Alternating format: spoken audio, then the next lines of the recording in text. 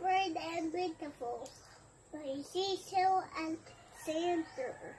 All things bright and beautiful, all creatures great and small, all things wise and wonderful, the Lord God made them all.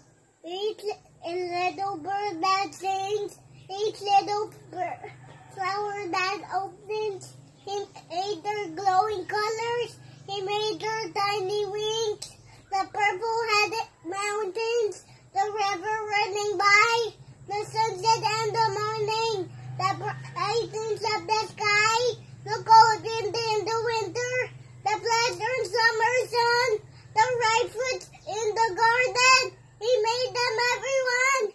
He gave us eyes to see them and lips that we might tell how great God Almighty was made all things well. I did it!